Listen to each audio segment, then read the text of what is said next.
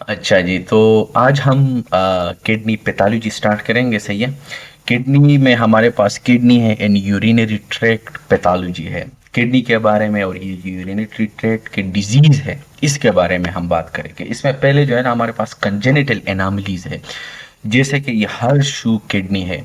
हर्शू kidney का क्या मतलब होता है? हर्शू नाम से जाहिर है, कभी घोड़ों को नीचे जो वो शूज उसको लगते हैं उसको हम नाल बोलते हैं ना, नाल।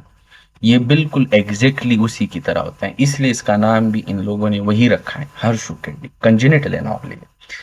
क्योंकि हमें पता है ना कि जब किडनी हमारे पास नॉर्मली लोअर एब्डामिन यानी पेल्विक में हमारे पास वहाँ पे डेवलप होती है, फिर इसके बाद जो है ना ये अपर एब्डामिन में चली जाती हैं, एसेंड होती हैं, ऊपर चली जाती हैं। लेकिन वहां पे ये हमारे पास हर्षु किडनी होती है, जैसे कि ये अगर आप देखें ना, बिल्कुल है, समझ आ रही ना, ये हर्षु किडनी है, देखें, ठीक है, बिल्कुल हर्षु की तरह है। तो यहाँ पे मेजेंटेरिक आर्टरी होती है, ठीक है ना। तो ये जब जैसे अगर ये हर्षु किडनी है ना, उधर तो नीचे बन जाती है, लेकिन ये फिर ऊपर जाती है ना तो एक साइड और दूसरे साइड पे लग जाती है। लेकिन होता क्या है कि यहाँ पे हमारे पास इंफीरियर मेजेंटेरिक आर्टरी है, रूट होता है, ये यहाँ पे आके यहाँ पे फंस जाती है, उधर ही रुक जाती हैं। तो देखें, वही कंजाइंट किडनी है, सही है। लोअर पोल, लोअर पोल का मतलब होता है नीचे, सही है। और मोस्ट कॉमन, अगर आप लोगों से कोई पूछे ना कि most common congenital renal anomaly क्या है, तो वो है ये हर्शु किडनी। ये बहुत हाई हाई यील्ड पॉइंट है, ठीक हो गया। तो ये हमारे पास हर्शु किडनी। फिर इसके बाद जो है ना हमारे पास रीनल एजेनेसिस। रीनल एजेनेसिस का क्या मतलब होता है? रीनल मतलब किडनी, ए का मतलब होता है नो, जेनेसिस का मतलब होता है फॉर्मेशन, है, ठीक है ना। इसमें ये है कि आपकी किडनी नहीं बन पाती, इसलिए इसको कहते हैं रीनल एजेनेसिस, ठीक हो गया है। ये नहीं, यहाँ पे लिखा भी हुआ है एब्सेंस ऑफ किडनी फॉर्मेशन, ठीक है। अब ये आपके पास यूनिलेटरल भी हो सकते हैं और बाईलेटरल भी हो सकते हैं, ठीक है। मे बी यूनिलेटरल और मे बी बाईलेटरल, एक साइड में भी और दोनों साइड में। अगर यूनिलेटरल एजेनेसिस हो, ठीक है, तो अब हमारे पास क्या होगी?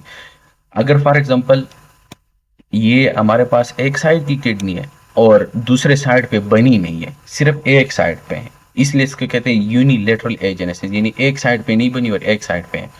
तो अब जिस साइड पे किडनी है उस साइड पे किडनी पे बोझ बहुत ज्यादा होगा, वो बहुत ज्यादा काम करेगा, ठीक है ना। तो वक्त के साथ साथ ये बढ़ जाएगा, बड़ा बड़ा होता जाएगा, बड़ा होता जाएगा, इसलिए अब जो एग्जिस्टिंग किडनी होगी ना उसमें हाइपरट्रॉफी होगी, ठीक है ना। तो इसीलिए हाइपरट्रॉफी यहाँ पे इन लोगों ने लिखा हुआ है कि leads to hypertrophy of existing kidney, ठीक हो गया। फिर इसके बाद जो है ना हमारे पास क्या होगा? रिस्क ज्यादा हो जाता है किस चीज के, लेकिन ये लेटर लाइफ की। पहले तो ठीक होगा क्योंकि एक किडनी है, एक किडनी के साथ आप काम कर सकते हो, कोई मसला नहीं, लेकिन leads to hypertrophy of existing kidney, sorry, hyperfiltration increase risk of renal failure, लेकिन ये लेटर इन लाइफ, ठीक है ना। क्योंकि वक्त के साथ साथ बंदा जो है ना बहुत सारा वो, जैसे कि ड्रग्स भी यूज़ करते हैं, मेडिसिन जो है ना हमारे पास आगे हम पढ़ेंगे उसमें ड्रग्स हैं हमारे पास, एनसेड्स हैं, वो किडनी को डैमेज कर देते हैं, ठीक है। तो जाहिर सी बात है ये आ सकती है हमारे पास, ठीक है। और अगर बाइलेटरल एजेनेसिस हो ना, तो इसका एक ही लफ्ज आप लोगों ने अगर बाइलेटरल एजेनेसिस में याद रखनी है, वो है उलेगो हाइड्रोमोनास। उलेगो का क्या मतलब होता है? उलेगो का मतलब होता है कम, लो। हाइड्रोमोनास का मतलब है ये जो एमनियाटिक फ्लूइड है हमारे पास, ठीक है। तो ये हमारे पास ओलेगो हाइड्रोमोनास, ठीक हो गया है। यानी जो एमनियोटिक फ्लूइड होते हैं ना वो आपके पास कम होते हैं ड्यूरिंग प्रेगनेंसी में। आप, क्योंकि एमनियोटिक फ्लूइड का होना ज़रूरी है। ये बेसिकली एमनियोटिक फ्लूइड जो होते हैं ना, ये खैर आगे हम करेंगे भी, ये मेटरनल जो प्लाज्मा होता है ना उधर से आते हैं और फिर फिटल के सर्कुलेशन में चला जाता है, लेकिन थ्रू हाइड्रोस्टेटिक प्रेशर। इसमें हमारे पास बहुत सारी चीज़ें होती हैं, इलेक्ट्रोलाइट्स होते हैं, पोटाशियम, कैल्शियम, ये इलेक्ट्रोलाइट्स, बहुत सारे ये चीज़ें हमारे पास एमनियोटिक फ्लूइड में होते हैं, ठीक है। और ये मैटरनल सर्कुलेशन से हमारे पास, मैटरनल प्लाज्मा से हमारे पास आती हैं ड्यूरिंग प्रेगनेंसी, और ये हेल्प कर देती हैं आपके, क्योंकि ये जो एमनियोटिक फ्लूइड है ना, जब बच्चा पेट में अंदर होता है ना, तो वो इस एमनियोटिक फ्लूइड को पीता है, ठीक है ना। और इसको जैसे कि वो सांस ले लेता है ना, तो ये इम्यूनिटी फ्लूइड आपके लंग्स में अंदर चले जाते हैं। और इसी वजह से, क्योंकि वहाँ पे तो ऑक्सीजन नहीं होती है ना, जिस तरह हम बाहर होते हैं, हम ऑक्सीजन लेते हैं, सांस लेते हैं, फिर उसको बाहर निकाल लेते हैं, उधर तो ऑक्सीजन है नहीं, वो तो हवा है ही नहीं, वो तो बंद है, फिर इसके बावजूद भी बच्चा जिंदा रहता है। वजह यही है ना कि ये इम्नियाटिक फ्लूइड जो है ना, वो जब से जैसे सांस ले लेता है ना, तो वो अंदर चला जाता है, आपके लंग्स में आ जाते हैं। तो इसी वजह से वो लंग्स जो है ना वो स्ट्रेच हो जाते हैं। फिर जब वो बाहर दोबारा इम्नियाटिक फ्लूइड को बाहर फेंक देते हैं ना, ब्रीदिंग आउट कर लेते हैं, तो जो लंग्स है वो कोलैप्स हो जाते हैं। इसी की वजह से आपके पास जो लंग्स है वो मिच्योर होते हैं, और यही वजह है कि इम्नियाटिक फ्लूइड ये बहुत अहम किरदार अदा करते हैं। और इसी की वजह से जब वो पी लेते हैं ना, अंदर किडनी के पास चला जाता है, और वो फिर बाहर दोबारा निकाल लेते हैं। इम्नियाटिक फ्लूइड में पहले लोग ये समझते थे ना कि ये जो फेटस है उसका जो है ना ये पेशाब है, और क्योंकि वो अपना पेशाब करता है और दोबारा उसको पी लेता है, करता है और पी लेता है। फिर बाद में पता चल गया कि ये तो एमनियाटिक फ्लूइड है, और ये तो बड़ा, इसका बड़ा अहम रोल है इसमें, कि वो बड़ा काम करता है। इसमें आपके पास किडनी भी जो है ना वो डिवेलप होती है, आपका लंग्स भी डिवेलप हो जाता है, और ये बहुत सारे। और अगर ये कम हो तो इसे हम डायग्नोसिस भी लगा देते हैं। ये हम ऑब्स्टेट्रिक्स में और गायनाकोलॉजी जब हम पढ़ेंगे ना इंशाल्लाह, अगर ज़िंदगी रही, तो वहाँ पे हम ये इसके बारे में हम बात करेंगे कि अगर इम्नियोटिक फ्लूइड कम हो तो हमारे पास क्या डिजीज़ हो सकती हैं, अगर ज़्यादा हो तो क्या हो सकता है। इससे हम ट्विंस भी पता लगा सकते हैं कि अगर बच्चे दो हो, ट्विंस हो, तो इम्नियोटिक फ्लूइड ज़्यादा होता है, पॉलीहाइड्रोमोनाज होती हैं, ठीक है। और इससे हम कंजेनिटल एनामिली का भी पता चल जाता है, ठीक है ना। ये हम ऑब्स और गायनी में कर लेंगे, इधर नहीं, ठीक है। तो इसी वजह से अगर ये हाइड्रोमोनास जो है ना, सॉरी एमनियोटिक फ्लूइड, ये अगर कम हो, इसलिए इसको कहते हैं ओलिगोहाइड्रोमोनास, तो क्या होगा। अब आपके पास इम्नियोटिक फ्लूइड कम है तो लंग्स की हाइपोप्लीजिया हो जाएगी। हाइपो का मतलब होता है कम, प्लीजिया मतलब ग्रोथ। तो हमारे पास जो लंग है उसकी ग्रोथ नहीं होगी, ठीक है ना, कम होगी, फ्लैट फेस होगी। इसको कहते हैं ना पॉटर सीक्वेंस। ये पॉटर सीक्वेंस का क्या मतलब, POTTER। इसमें पोटर का मतलब होता है ना पल्मोनरी, यानी लंग हाइपोप्लीजिया। ओ का मतलब होता है ओलिगोहाइड्रोमोनास, ये ठीक है ना। और टी का मतलब होता है ना ट्विस्टेड, यानी फेस, यानी फ्लैट फेस, ठीक है ना। और दूसरे टी का मतलब होता है ना ट्विस्टेड स्किन, ठीक है ना। और इसके अलावा जो है ना एक्सट्रीमिटी डिफेक्ट होती हैं, यानी development of defect of extremities. और लो सेट ईयर्स होते हैं इसमें, क्योंकि अगर हम अपने कान और इधर देखें ना, तो ये बिल्कुल इस तरह सेम है, ये लो सेट ईयर्स होते हैं। आगे मैं एक फोटो दिखाता हूँ आप लोगों को, आप लोगों को फिर समझ आ जाएगी, सही है। और ये बच्चे जो होते हैं ना, ये इनकम्पेटेबल होते हैं लाइफ में, ठीक है। तो देखिए ये हमारे पास पॉटर सीक्वेंस है। अब देखिए ना लो सेट ईयर्स है, देखिए, ये देखिए लेम्स, आप देख सकते हैं, ठीक है। ये देखिए ट्विस्टेड स्किन होगा, इनकम्पेटेबल है, इसको कहते हैं पॉटर सीक्वेंस। समझ आ रही है ना। फिर ये दूसरा जो टॉपिक है, डिस्प्लास्टिक किडनी। डिस का मतलब होता है ना खराब, ठीक है ना। इसमें हमारे पास जो किडनी है वो खराब होती है, और ये नॉन इनहेरिटेड है, ठीक है ना। ये बहुत अहम बात है, डिस्प्लास्टिक किडनी ये नॉन इनहेरिटेड है। हमारे पास और भी है उसमें इनहेरिटेड, जैसे कि PKD आगे आ रही है, क्वेश्चंस आते हैं PKD से, बहुत सारे क्वेश्चंस आते हैं, ठीक है। तो ये भी हमारे पास कंजेनिटल एनामिली है, जिसमें हमारे पास रीनल पेरेन्काइमा जो है ना वो, उसमें सिस्ट बन जाता है, ठीक है ना। और एबनॉर्मली टिश्यू वहां पे आ जाते हैं, जैसे कि कार्टिलेज। फॉर एग्जांपल अगर आप लोग ये देखें ना, ये हमारे पास, सॉरी, ये जो जगह है ना, ये हमारे पास सिस्टिक स्पेस है, इसको कहते हैं सिस्टिक स्पेस, ठीक है। और इसके अलावा जो है ना, आप लोग ये देखें, ये ये जो टिश्यू है, ये तो माउस काम नहीं कर रहा, अच्छा, ये ये कार्टिलेज टिश्यू है, ठीक है। समझ आ रही है ना। तो ये है हमारे पास, इसके बारे में हमने बात की कि ये नॉन इनहेरिटेड होगा, ठीक है ना, रीनल पेरेन्काइमा इसमें। और सिस्ट हमारे पास करेक्टराइज बाय सिस्ट, ठीक है। एंड एबनॉर्मल टिश्यू होगी जो कि कार्टिलेज। यूजुअली ये यूनिलेटरल होते हैं, ठीक है ना, यूजुअली ये यूनिलेटरल। फिर इसके बाद जो है ना हमारे पास PKD है, ये इनहेरिटेड डिफेक्ट है, ऊपर वाला जो हमने पढ़ा डिस्प्लास्टिक वाला, वो नॉन इनहेरिटेड है, ये इनहेरिटेड है। इसमें आपके पास दोनों किडनी जो है ना वो यूनिलेटरल था, यहाँ पे दोनों किडनी जो है ना वो एनलार्ज हो जाएंगे, उसमें सिस्ट होगा, ठीक है ना। रीनल कॉर्टेक्स में और मेडोला में, कॉर्टेक्स और मेडोला के बारे में हमने बात की, हमने कहा था कि ये अगर पास किडनी है तो आफ्टर साइड जो है ना वो कॉर्टेक्स है और अंदर वाला जो है ना वो मेडोला है, ठीक है ना। तो इसमें सिस्ट होती है, और सिस्ट आप लोगों को पता है सिस्ट क्या है, फ्लूइड फिल्ड केविटी को हम सिस्ट कहते हैं, ठीक है।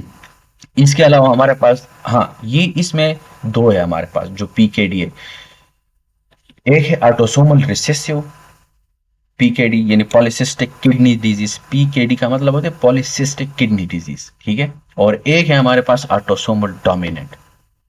ऑटोसोमल रिसेसिव का मतलब ये होता है ना कि ये इसको जुवेनाइल भी बोलते हैं। जुवेनाइल का मतलब जब भी आप लोग देखो ना तो इसका मतलब होता है चिल्ड्रन, इन्फेंट्स, ठीक है ना। चिल्ड्रन के लिए हम जुवेनाइल यूज करते हैं, मेडिकल टर्मिनोलॉजी आएगी। तो इसमें हम क्या कह देते हैं कि ये ऑटोसोमल रिसेसिव है, लेकिन ये ज्यादा हमारे पास बच्चों में होता है, प्रेजेंट इन इन्फेंट्स, ठीक है ना। आपके पास बच्चा लेके आया, कह रहे हैं कि भाई साहब इसका जो है ना वो हाइपरटेंशन है और पॉटर सीक्वेंस है, ये आपके पास ऑटोसोमल रिसेसिव पीकेडी का केस है। सिर्फ ये दो बातें आपने करी। बच्चा, बच्चे में हाइपरटेंशन किधर होती है, हाइपरटेंशन ज्यादातर हमारे पास ओल्ड एज में 25 और इसके 20 के बाद जो है ना ज्यादातर हमारे पास आ जाती है, क्योंकि हमारे पास साल्ट इंटेक बहुत ज़्यादा होते हैं, हमारे हमारा जो डाइट है उसकी वजह से भी। और हमारे पास प्राइम हाइपरटेंशन के बारे में हम बात करेंगे, प्राइमरी हाइपरटेंशन और सेकेंडरी हाइपरटेंशन है, उसके बारे में हम बाद में बात करेंगे, ठीक है ना। लेकिन बच्चों में ज़्यादातर हाइपरटेंशन, ज़्यादातर नहीं बिल्कुल होती नहीं है, ठीक है ना। लेकिन जब भी आपके को ये बताएं कि बच्चा है और हाइपरटेंशन और पार्टर सीक्वेंस है, हाइपरटेंशन प्लस पार्टर सीक्वेंस, ये पीकेडी ऑटोसोमल रिसेसिव पीकेडी है, ठीक है। New burn, specially new burn, ये लफ्ज मैं भूल गया, न्यू बर्न, सही है। और इसमें हमारे पास, और इसी की वजह से अब हमारे पास क्या है कि हाँ इसका जो एसोसिएशन है, सॉरी एसोसिएशन है, वो है हमारे पास हेपेटिक कंजेनिटल हेपेटिक फाइब्रोसिस, और इसके साथ साथ क्या, हेपेटिक सिस्ट, ठीक है ना। तो ये आप लोगों ने याद रखनी है, क्योंकि इसको मैंने इस तरीके से याद रखा है ना कि cyst in the liver, cyst in the brain और सिस्ट इन द किडनी। क्योंकि सिस्ट इन द किडनी में आ गया, हमें सिस्टिक किडनी वाला दिखाता हूँ, ये देखें इधर, ये किडनी है हमारे पास, इसमें इतने सारे सिस्ट है, ठीक है ना, ये सिस्ट है हमारे पास। तो ये cyst in the kidney, cyst in the brain, cyst in the brain का मतलब होता है ना कि बेरी एनोरिज्म, ये हम ऑटोसोमल डोमिनेंट में बात करेंगे, ठीक है। और सिस्ट इन द लीवर यानी हेपेटिक सिस्ट, ये ज्यादातर हमारे पास, ये इसी तरीके से आप लोगों ने इसको मेमोराइज करना है, जहन में याद रखना है, और इसी की वजह से हमारे पास हेपेटिक फाइब्रोसिस होगी, सही है। और इसी का रिजल्ट हमारे पास निकलता है हेपेटिक सिस्ट।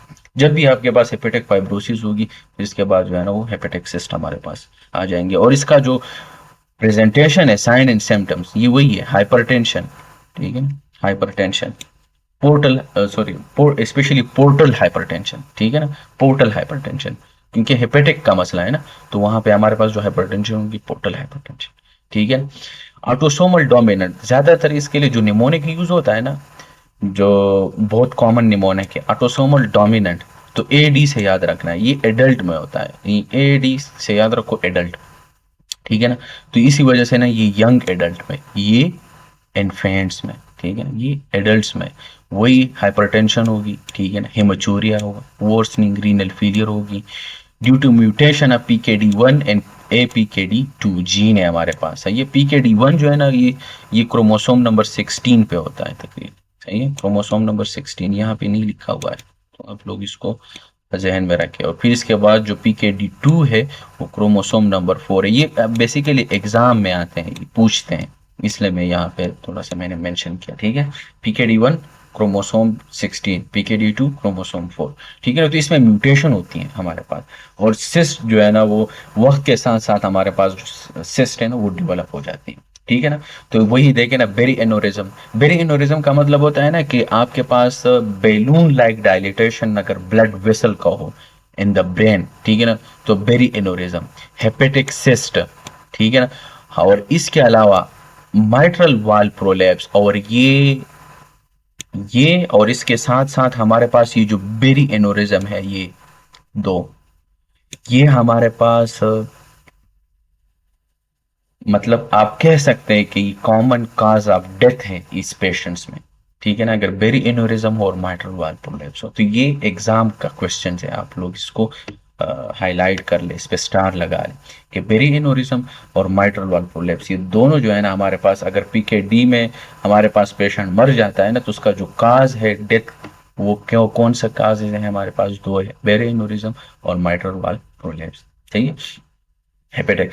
तो the way I remember, cyst in the kidney, cyst in the liver, cyst in the brain। cyst in the kidney मतलब जो cyst वहां पे किडनी में, लीवर में जो cyst, ठीक है, और cyst in the brain का मतलब ये है कि वहां पे हमारे पास बेरी एनोरिज्म है। इसी तरीके से ये जुगाड़ है, ठीक है ना, निमोनिक है, तो इस तरीके से आप लोगों ने याद रखना है।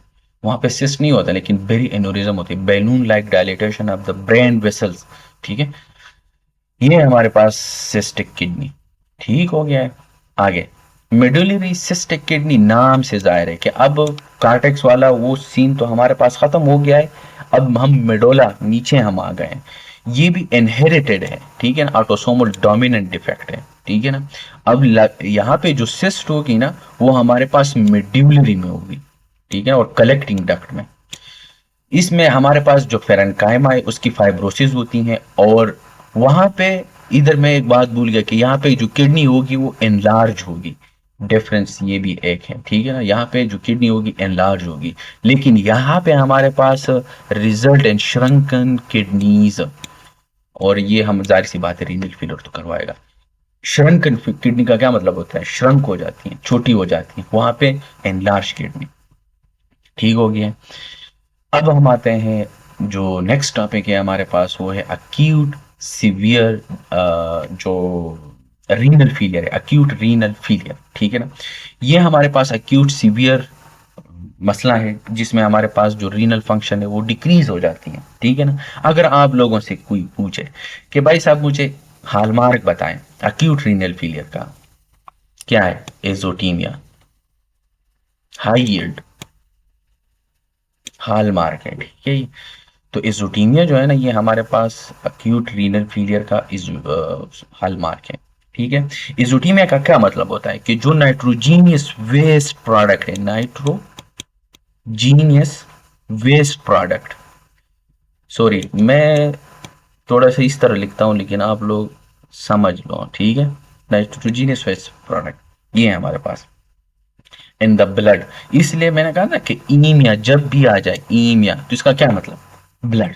ठीक है, ओलिगो यूरिया का क्या मतलब होता है, ओलिगो यूरिया, ओलिगो मतलब कम, यूरिया मतलब यूरिन, कम यूरिन, लो यूरिन। ठीक है ना, तो अपन विद ओलिगो यूरिया, ये हालमार्क है हमारे पास, और हमेशा के साथ इसके साथ ओलिगो यूरिया होगी। ठीक है, अब इसको हमने डिवाइड किया है, एक है हमारे पास pre renal, post renal and intra renal azotemia, लेकिन हमारे पास इथियोलॉजीज है, बेस्ड ऑन द इथियोलॉजी इसको हमने डिवाइड किया है।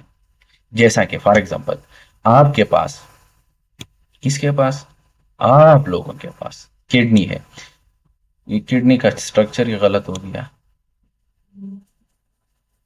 ठीक है, अगर ये आपके पास किडनी है, ये आपके पास वेसल है, और ये आपके पास यूरेटर है, ऐसे ही है ना।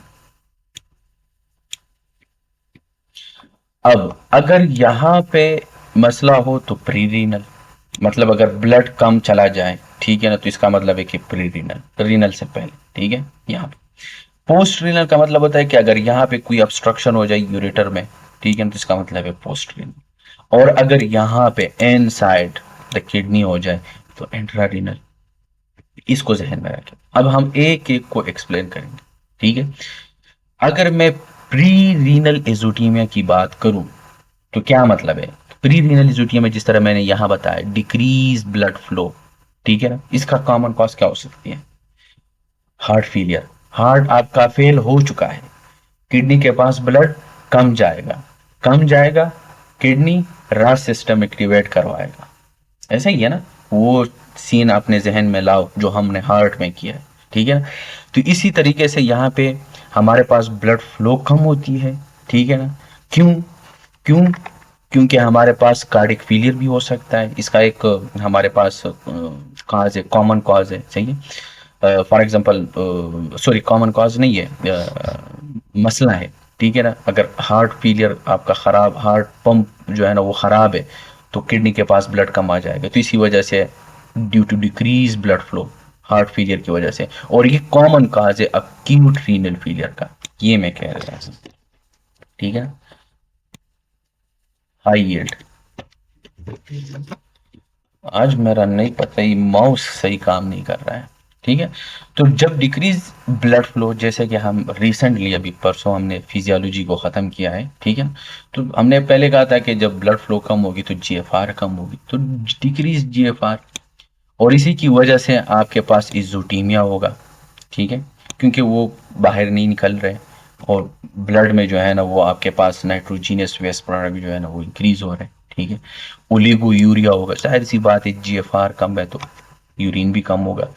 अब हमारे पास जो बर्न और क्रिएटिनिन है, ये BUN क्रिएटिनिन रेशो, ये हम देखते हैं फिजियोलॉजी में। अगर आप लोगों को याद हो, वहाँ पे 18 दिया था BRS में, यहाँ पे इन लोगों ने 15 दिया है।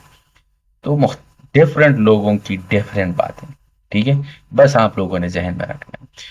तो ये मोहतरम कह रहे हैं कि अगर आपके पास burn creatinine, sorry reabsorption of fluid, ये एंड बर्न, तो हमारे पास जो सीरम और बर्न क्रिएटिनिन रेशो होगी वो 15 से ज़्यादा चली जाएगी, ठीक है ना, क्योंकि जीएफआर कम है और ये सारे आपके पास। अब ये जो, सॉरी मैं ये बात कह रहा था, मैं आपको ये एक्सप्लेन करूँ कि बर्न और क्रिएटिनिन क्यों इंक्रीज होती है। देखें, हमारे पास कुछ बर्न और क्रिएटिनिन जो है ना, BU, सॉरी ये मैं इधर ही चला जाता हूँ। अगर आपके पास ना ये ट्यूब है, ठीक है, तो क्या होता है कि ये बर्न और क्रिएटिनिन ये है ना हमारे पास, तो ये हमारे पास बर्न तो अंदर चला जाता है, ठीक है ना, जो ब्लड यूरिन नाइट्रोजन, जो क्रिएटिनिन है ये हमने फिजियोलॉजी में भी रिसेंटली पढ़ा है कि ये नहीं चला जा सकता, ठीक है। क्रिएटिनिन बाहर निकलता है नॉर्मली, नॉर्मली की बात कर रहे हैं। अब अगर पैथोलॉजी, क्योंकि हम पैथोलॉजी कर रहे हैं, तो ये फिर इंक्रीज होगी। किस तरह इंक्रीज होगी? तो आप लोगों को पता है कि जब भी आपके पास ब्लड कम जाएगी किडनी के पास, ठीक है ना, क्योंकि जीएफआर कम हो गया है, ठीक है ना, तो आपके पास ब्लड फ्लो कम, ब्लड फ्लो कम, तो हमारे पास, हमने अभी हार्ट में भी पढ़ा था कि रास सिस्टम एक्टिवेट हो जाएगा, हमने ये कहा था ना कि ये एक्टिवेट हो जाएगा। तो जब रास सिस्टम एक्टिवेट हो जाएगा तो एल्डोस्टेरोन रिलीज होगी, एल्डोस्टेरोन रिलीज होगी, तो एल्डोस्टेरोन का क्या काम था, वो जाके हमारे पास सोडियम वाटर रिटेंशन करवाएगा, और जैसे एल्डोस्टेरोन रिलीज होगी, सोडियम वाटर की रिटेंशन होगी, हमारे पास पानी अंदर चला जाएगा, H2O, और इसी के साथ बर्न भी जो है ना पानी के पीछे चला जाएगा। तो इसीलिए हमारे पास जो बर्न और क्रिएटिनिन की रेशो हम लेते हैं ना वो इंक्रीज हो जाएगी ग्रेटर देन 50, ठीक है। तो इसी वजह से हमारे पास ये इंक्रीज होती है, ठीक हो गया है। तो इसीलिए यहाँ पे इन लोगों ने लिखा है कि इंक्रीज द ट्यूब्यूलर प्रेशर, ठीक है ना, उसमें हमारे पास जो प्रेशर है वो इंक्रीज हो जाएगी, और इसी की वजह से हमारे पास वो जो रास सिस्टम है वो एक्टिवेट हो जाएगा, एल्डोस्टेरोन रिलीज होगी, सोडियम वाटर रिटेंशन होगी, पानी अंदर चला जाएगा और बर्न भी अंदर चला जाएगा, ठीक है ना। तो इसलिए ये इंक्रीज हो जाती है। अब इसके अलावा जो ये हमारे पास है FeNA, इसका मतलब क्या है कि जो फ्रैक्शनल एक्सक्रीशन सोडियम है, ये बेसिकली जो सोडियम क्लिनिकली हम इसको ले लेते हैं, इसे हमें पता लगा देते हैं। बेसिकली ये हमें बता देता है कि कितना सोडियम फिल्टर हो जाता होता है, एक्सक्रीट होता है, सॉरी एक्सक्रीट होता है, और इसमें हम क्लिनिकली हम इसको यूज़ कर देते हैं, और इससे हमें पता लग जाता है कि ये एक्यूट किडनी फेलियर है कि नहीं है, ठीक है ना। तो अगर ये ट्यूब्यूलर फंक्शन थोड़ा बहुत ठीक हो, तो ये जो है ना जो फंक्शनल एक्सक्रीशन सोडियम है ये बाहर निकलता जाएगा, तो इसलिए हम जो वीलियो लेते हैं वो है <1, ठीक है ना। तो ये हमारे पास ठीक है, और यूरिन ऑस्मोलरिटी ग्रेटर देन 500 होगी, ये हमें पता चलता है। लेकिन ये अर्ली स्टेज में, अगर इस मसले का हल ना निकाला जाए और ये इसी तरीके से बर्बाद होता जाए, यानी खराब होता जाए, तो अब हमारे पास लॉन्ग स्टैंडिंग ऑब्स्ट्रक्शन होगी, सॉरी लॉन्ग स्टैंडिंग मसला है। अब टाइम ज्यादा हो गया है, तो अब लॉन्ग स्टैंडिंग ऑब्स्ट्रक्शन है, ठीक है ना। अब हमारे पास जो टिब्यूल है वो डैमेज हो जाएगी, ये टिब्यूल है ना, और यहाँ पे हमारे पास एपिथेलियल सेल्स है, हमने पढ़ा था ना, ये हमारे पास एपिथेलियल सेल्स है, ठीक है। अब ये एपिथेलियल सेल जो है ना वो डिमेज हो जाएगी, ये डिमेज हो जाएगी। अब यहाँ पे जब ये डिमेज हो जाएगी ना, तो अब आपके पास बन तो नहीं जाएगा ना, बन जो ब्लड यूरिन नाइट्रोजीनियस वेस्ट वो नहीं जाएगा अंदर, क्योंकि वो तो इस सेल के थ्रू अंदर जाते थे। अब ये जाएंगे नहीं, तो जब ये जाएंगे नहीं तो बन हमारे पास इंक्रीज होगा कि डिक्रीज होगा, यहाँ पे डिक्री इंक्रीज था, सही है, क्योंकि यहाँ पे हमारे पास टिब्यूल के जो सेल्स थे वो ठीक थे, क्योंकि इनिशियल मसला था। अब टाइम ज्यादा हो गया है, अब ये सेल्स खराब हो चुके हैं, अब ये अंदर जाएंगे नहीं, तो अब ये 15 से नीचे आ जाएगा, तो इसलिए burn creatinine ratio 15 less than 15, ठीक हो गया है। फिर इसके बाद जो ये फंक्शनल एक्सक्रीशन सोडियम है, ये आपके पास इसकी जो री एब्जॉर्प्शन है वो कम हो जाएगी, और इसीलिए यहाँ पे 2% इन लोगों ने दिया है, ग्रेटर देन 2%, और यहाँ पे 1%, ठीक है। यही फर्क है। ये भी मतलब हमारे पास प्रीरीनल इज्यूटीमिया ही है, लेकिन इनिशियल स्टेज में क्या होगा, और आपके पास सॉरी पोस्ट रीनल इजोटीमिया की हम बात करें, प्रीरिनल की इजोटीमिया की तो हम बात कर चुके हैं, ये पोस्ट रीनल इजोटीमिया की हम बात कर रहे हैं, ठीक है ना। तो उसमें ये मसले हमारे पास होंगे।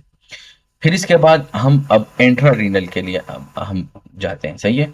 ये हमारे पास प्री रीनल था, प्री रीनल में हमने ये बातें की, ये जो था ना पोस्ट रीनल इजोटीमिया था, ठीक है ना। अर्ली स्टेज में हमारे पास क्या होगा और लेट स्टेज में क्या होगा, ठीक है ना। क्योंकि जैसे कि पोस्ट रीनल में हमने कहा था ना कि ये हमारे पास अगर किडनी है तो जो यूरेटर है, अगर यहाँ पे ऑब्स्ट्रक्शन हुई है, यानी यूरिनरी ट्रैक्ट ऑब्स्ट्रक्शन, यानी down stream from the kidney, तो ये पोस्ट रीनल, सही है। सॉरी ये मैंने पहले मेंशन नहीं किया, लेकिन अभी मैंने बताया, ठीक हो गया। अब अक्यूट ट्यूब्यूलर निक्रोसिस, अब हम इनसाइड द किडनी आ गए, ठीक है ना। ये हो गया प्री रीनल, पोस्ट रीनल हो गया, ठीक है ना, ये दोनों हो गए।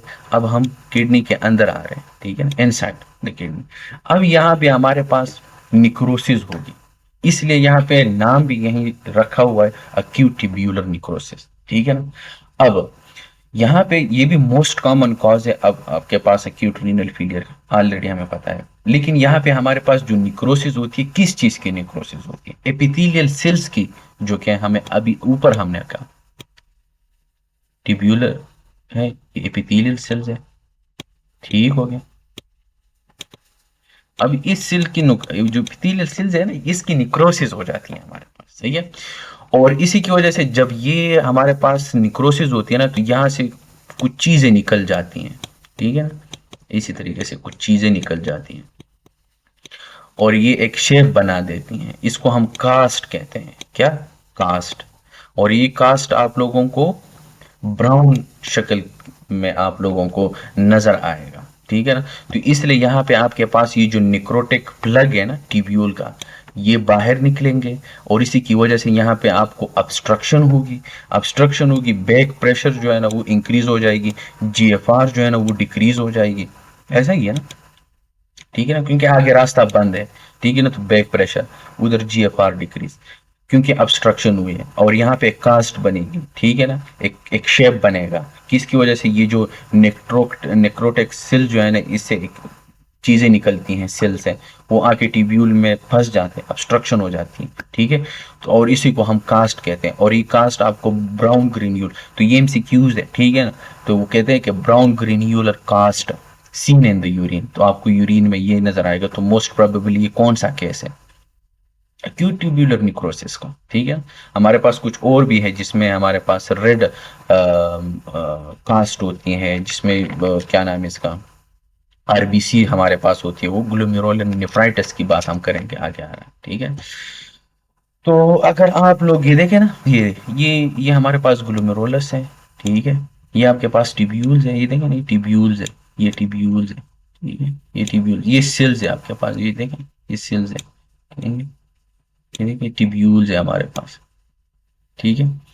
अब होता क्या है कि आपके पास अब सेल्स जो है ना, वो ये देखें ना, सेल्स ये जब मर जाते हैं, मर गए, निक्रोसिस हो गई है, ठीक है ना, तो अब क्या होगी हमारे पास एक तो सेल की डिटेचमेंट भी हो जाती है, देखें ना, ये सेल डिटेचमेंट हो गई है, ठीक है ना। अब दूसरी बात ये है कि यहाँ पे हमारे पास वो जो कास्ट हमने कहा था ना कि सेल डिमेज हो जाती है और वहां से वो चीजें निकलती हैं, तो ये देखें ना, ये ये ये वो कास्ट है, ठीक है। और इसी की वजह से फिर बैक प्रेशर, और इसी की वजह से जो जीएफआर है वो डिक्रीज हो जाए, ठीक है। तो हिस्टोलॉजिकली आप लोगों ने आप देख लिया। फिर इसके बाद क्या होगा हमारे पास, जो ट्यूब्यूलर एपिथेलियम है वो तो काम का नहीं रहेगा, तो जब वो काम का नहीं रहेगा तो जाहिर सी बात है बीएन और क्रिएटिनिन कम हो जाएगा, ऐसे ही है ना। और इसी तरीके से जो डिक्रीज रीअब्जॉर्प्शन ऑफ सोडियम है वो भी ग्रेटर देन 2% हो जाएगा, ठीक है ना। और इनएबिलिटी टू कंसंट्रेट यूरिन, ठीक है ना। डाइल्यूट और कंसंट्रेट यूरिन के बारे में हमने फिजियोलॉजी में बात की थी, हमने कहा था कि जो जीएफआर आएगा है 300 होता है, फिर जब वो नीचे जाता है तो वही 300 फिर बाहर देखता है, और इसी तरीके से हमने कहा था कि ये साइकिल रिपीट होता जाता है, ठीक है ना। तो यहाँ पे इंटस्टिशियम में भी 300 है, फिर जब दोबारा जीएफआर होगा वो 300 होगा, और यहाँ पे जब वो दोबारा चला जाता है तो वो 100 सल्यूट्स दे देते हैं, ठीक है ना। यहाँ तो वाटर के लिए सालुबल है, जैसे कि मैं इधर ही बता देता हूँ, मैंने कहा था ना कि ये जीएफआर है, ठीक है। तो 300 इधर आया, ठीक है। फिर यहाँ पे देखेगा इंटस्टिशियम में तो यहाँ पे भी 300 है, फिर जब वो नीचे जा रहा है इसी तरीके से, ठीक है, और इसी तरीके से जाता है ऊपर, ऐसा हमने कहा था। फिर यहाँ पे हमने कहा था कि यहाँ से पानी निकलता है, यहाँ से सलूट निकलते हैं, क्योंकि ये इम्परमिएबल है टू वाटर ये जगह, ठीक है ना। तो यहाँ पे सलूट निकलते हैं और ये 400 हो जाती है, ऐसा हमने कहा था, ठीक है ना। फिर दोबारा वो 300 जीएफआर आएगा, फिर वो जब नीचे आएगा और यहाँ पे देखेगा कि तो 400 है, तो यहाँ पे ये अपने आप को इक्विलिब्रिएट करवाएगा, है, ऐसा हमने पढ़ा था ना। और फिर वो जब दोबारा आएगा इधर तो 100, फिर दोबारा सलूट निकलेंगे और ये 500 हो जाएगा, और यहाँ पे 400 से 300 हो जाएगा। और हमने कहा था कि एक डिफरेंस को याद रखना है कि यहाँ पे 500 है तो यहाँ पे मतलब 300 होगा, यानी 200 का डिफरेंस होगा। और यहाँ पे पहला 300 आया था ना, तो यहाँ पे वो 100 निकलता है तो 200 था, तो देखिए 400 यहाँ पे, 200 यहाँ पे, 500 थे, तो इन दोनों के दरमियान 200 का डिफरेंट होगा। तो अब ये जो यूरिन कंसंट्रेशन और डाइल्यूशन की हमने बात, ये वही चीज है हमने ऑलरेडी फिजियोलॉजी में की है, ठीक है। समझ आया कि नहीं? अच्छा, इसकी इथियोलॉजी हमारे पास दो, कौन कौन से, इस्केमिक, नेफ्रोटॉक्सिक, ठीक है। अब इस्केमिक हाइपर एटीएन की अगर हम बात करें ट्यूब्यूलर निक्रोसिस की, तो उसमें हमारे पास क्या है, इस्कीमिया का क्या मतलब होता है कि जब ब्लड सप्लाई कम हो जाए ट्यूब्यूल्स में, तो जब ये कम हो जाए तो इधर लिखा भी हुआ है कि डिक्रीज ब्लड सप्लाई, और इसी की वजह से जब ब्लड सप्लाई नहीं होगी तो निक्रोसिस होगी, और निक्रोसिस होगी तो हालात तो खराब हो जाएगा, माहौल खराब हो गया ना, ठीक है। तो अब हमारे पास वही बात है, और ये हाँ, अपन प्रोसीड प्री नीरल इजोटीमिया, ये बात आप लोगों को जहन में रख लिया, ठीक है। दूसरी बात कि ये हमारे पास स्पेशली जो थिक असेंडिंग लिम्ब है, पर्टिकुलरली ये बहुत ज़्यादा ससेप्टेबल होता है, और ये हमने फिजियोलॉजी में हमने भी बात की थी कि जो मेडोला है वहाँ पे इस्कीमिया बहुत ज़्यादा होती है, हमने कहा था कि हम पैथोलॉजी में करेंगे आगे आगे, ठीक है ना। तो ये वही चीज़ है। फिर इसके बाद हाँ, ये एग्जाम में आता है क्योंकि ये बहुत अहम है, ठीक है ना। Proximal tubule and medullary segment, medullary segment के बारे में हमने फिजियोलॉजी में बात की कि जो वो है वो बहुत ज़्यादा ससेप्टेबल है, लेकिन प्रॉक्सिमल ट्यूब्यूल की हमने बात नहीं की, तो यहाँ पे हम लोगों को ये पता चल गया, ठीक है। नेफ्रोटॉक्सिक अक्यूट ट्यूब्यूलर निक्रोसिस, ये हमारे पास ये है कि कुछ टॉक्सिक्स होते हैं, सही है, जहर होते हैं, वो आके हमारे पास जाके ट्यूब्यूल्स को डिमेज कर देते हैं, ठीक है ना। और इसमें हाई यील्ड है, हाई यील्ड कह सकते हैं हाँ, लेकिन उतना वो नहीं है, लेकिन अहम है, इंपॉर्टेंट है, प्रॉक्सिमल ट्यूब्यूल, पर्टिकुलरली ससेप्टेबल, ठीक है ना। इसके काजेज हमारे पास क्या है, अमाइनो ग्लाइकोसाइड। अमाइनो ग्लाइकोसाइड हमने खैर बायोकेमिस्ट्री में, अगर आप लोगों को याद हो, मालिकुलर बायोकेमिस्ट्री में हमने ड्रग्स के बारे में हमने बात की थी। हमने कहा था कि एंटीबायोटिक्स है, ठीक है ना, और इसकी हमने वो भी पढ़ी थी, मैकेनिज्म भी हमने पढ़ी थी, ठीक है ना। तो ये वो अमाइनो ग्लाइकोसाइड, अमाइनो ग्लाइकोसाइड हमने कहा था कि नो से याद रखना है। नो, नो का मतलब होता है ना कि एन, एन से नेफ्रोटॉक्सिक, ओ से ओटोटॉक्सिक। ये ऐसी ड्रग है ना कि ये आपकी किडनी को भी डैमेज करा देता है और कानों को भी बर्बाद करता है। तो इसलिए अमाइनो ग्लाइकोसाइड, इस तरीके से हमने याद किया था मैंने कि जो अमाइनो ग्लाइकोसाइड है ना, ये तो एक हम नो से मैंने याद किया था कि ये नेफ्रोटॉक्सिक है और एक है कि ओटोटॉक्सिक। और ये हम उस बैक्टीरिया के लिए यूज करते हैं जो एनएरोबिक है। तो नो ऑक्सीजन से मैंने याद किया था, no nephrotoxic, o ototoxic, N O no oxygen, ये नहीं, जो एनएरोबिक वो है बैक्टीरियाज हैं, ठीक है। तो उसके लिए हम ये यूज करते हैं। हेवी मेटल्स जैसे कि लीड हो गया फॉर एग्जांपल, ये भी जाके आपके पास ये करवा देता है, किडनी को डैमेज करवा देता है, सही है।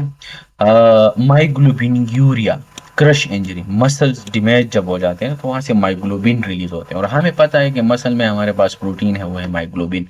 आपके पास हार्ट में भी होता है, ठीक है।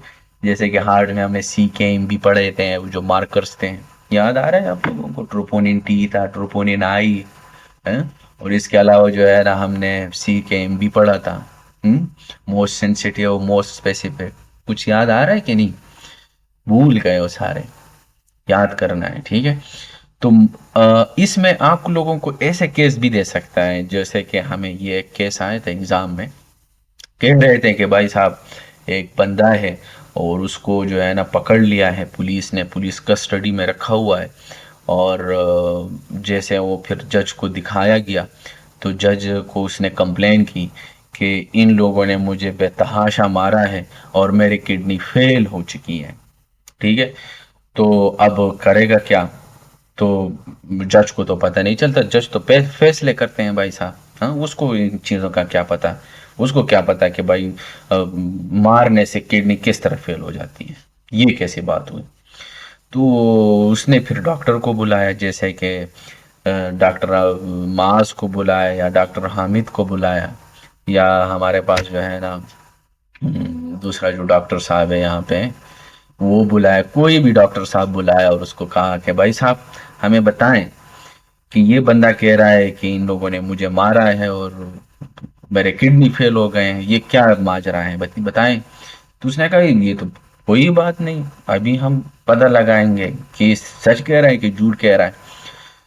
डॉक्टर साहब ने पेशेंट को लेके गया और उसका टेस्ट करवाया, उसका माइग्लोबिन देखा तो माइग्लोबिन बहुत ज़्यादा हाई थी, और उसको पता चलेगा कि हाँ ये बंदा तो सही कह रहा था, इसका तो भाई, क्योंकि माइग्लोबिन ज़्यादा है और ये किडनी के थ्रू जाके फिल्टर हो जाते हैं और निकल जाते हैं, और इसी की वजह से तो फिर टिब्यूल डैमेज हो जाते हैं और एक्यूट टिब्यूलर निक्रोसिस होती है हमारे पास। तो आपने जज को बताया कि हाँ इसके किडनी फेल हो चुके हैं, तो उसने फिर रीज़न पूछा और आपने रीज़न यही बताया, ठीक है। तो ऐसी तरीके से आप लोगों को क्वेश्चन भी दे सकता है, जो कि हमें आया था वही मैंने बताया। एथाइलिन ग्लाइकोल है, ठीक है ना। तो इसकी वजह से भी आपके पास जो है ना ट्यूब्यूल डैमेज हो सकती हैं, ठीक है ना। इसके अलावा ये एथाइलिन ग्लाइकोल जो है ना, ये बेसिकली हमारे पास इसका जो कलर है, ये हमारे पास इसका कलर बड़ा मज़ेदार होता है।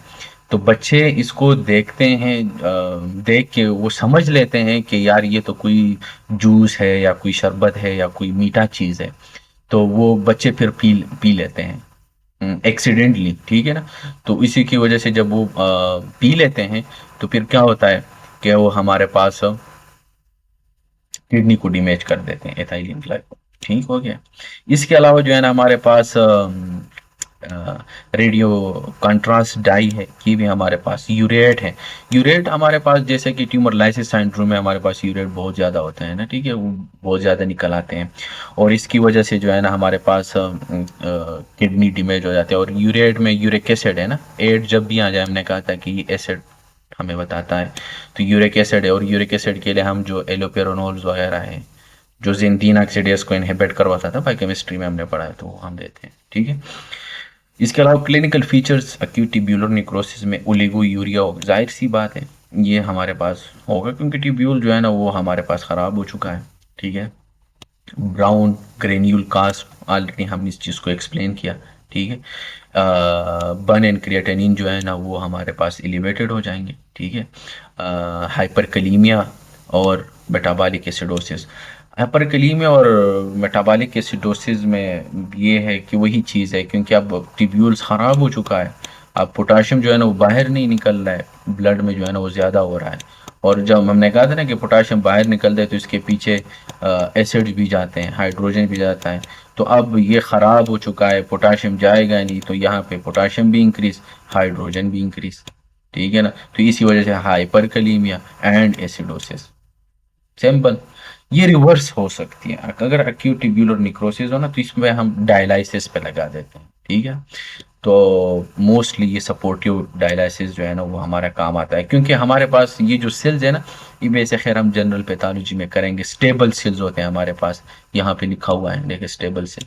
ये हमारे पास सेल में एंटर होते हैं, और सेल जो है ना वो दोबारा रिसाइकल, उसका साइकिल चलती है और दोबारा जो है ना साइकिल बन जाती है, हम पैथोलॉजी जनरल पैथोलॉजी में हम करेंगे। सही है। और सेल जो है ना वो दोबारा रीजनरेट हो जाती है। ठीक है ना। तो ये हमारे पास acute tubular necrosis. Acute interstitial nephritis. Interstitial का मतलब होता है कि इंटस्टिशियम, उसका मतलब एक कनेक्टिव टिश्यू के बारे में बता रहे हैं। तो सही है। इंटस्टिशियम का मतलब कि इंटस्टिशियम में बात हो रही है। सही है। और वहां पे हमारे पास जाहिर सी बात है इंटस्टिशियम में कनेक्टिव टिश्यू होते हैं हमारे पास। नेफ्राइटिस जब भी TIS लफ्ज के आखिर में, जिसका मतलब होता है इन्फ्लेमेशन, तो किडनी का इन्फ्लेमेशन है, लेकिन यहाँ पे हमारे पास इंटस्टिशियम यानी कनेक्टिव टिश्यू में, ये टिब्यूल्स में नहीं। आगे मैं स्लाइड में बताऊंगा कि कौन सा मतलब है। ठीक है, मैं बता देता हूँ। ज्यादातर हमारे पास ड्रग्स है, जैसे कि हमें पहले भी है, इसको हमने ऊपर मेंशन किया, drugs induce hyper sensitivity reactions होती हैं हमारे पास। ठीक है ना। और इसकी वजह से हमारे पास जो ट्यूब्यूल्स है इंटस्टिशियम की, वो है, वो हमारे पास खराब हो जाती है, जो कि हमारे पास इसमें है। एनसेड्स है हमारे पास। सही है। पेन किलर्स हैं हमारे पास, और डायरेटिक्स है। तो इसके लिए जो कॉमन निमोनिक है ना वो है सारे पी। कोई 5 P है हमारे पास। पी का मतलब होता है ना, एक पी का मतलब होता है कि पी, ये डायूरेसिस। ठीक है ना। दूसरे पी का मतलब होता है कि पेन किलर। ठीक है ना, ये एनसेड्स वगैरह। तीसरे पी का मतलब होता है क्या, पेंसिलिन।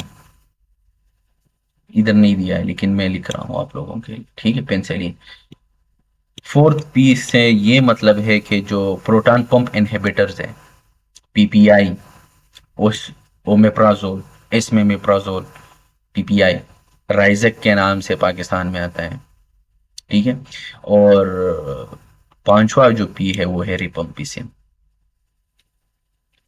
ठीक है ना। तो इस 1 2 3 4 5 पी से याद रखो। नेफ्राइटिस है ना, तो यहाँ पे भी फी है, सॉरी पी है, नॉट पी, पी है। ठीक है। और यहाँ पे भी 5 पी है। ठीक है ना। तो नेफ्राइटिस से पी इधर याद रखना है, और 5 पी याद रखना है। पी पेन किलर, पेंसिलिन, यानी सिपाइलोस्पोरिन भी इसमें आ सकता है, इसके साथ सिपाइलोस्पोरिन भी लिख ले, पेंसिलिन और सिपाइलोस्पोरिन। और PPI और रिपम्पिसिन। ठीक है। ये सबसे, और इसकी प्रेजेंटेशन क्या होगी, वही ओलिगोयूरिया, फीवर, जाहिर सी बात है इन्फ्लेमेशन है तो इसलिए फीवर होगी। ठीक है ना। रेश है हमारे पास, जाहिर सी बात है वो इसीलिए है कि हमारे पास हाइपर सेंसिटिविटी रिएक्शन है, इसीलिए रेश है। Fever due to inflammation, rash due to hypersensitivity reaction, क्योंकि ऊपर हमने पढ़ा। सही है। क्योंकि ये हाइपर सेंसिटिविटी रिएक्शन है हमारे पास, इसलिए रेश।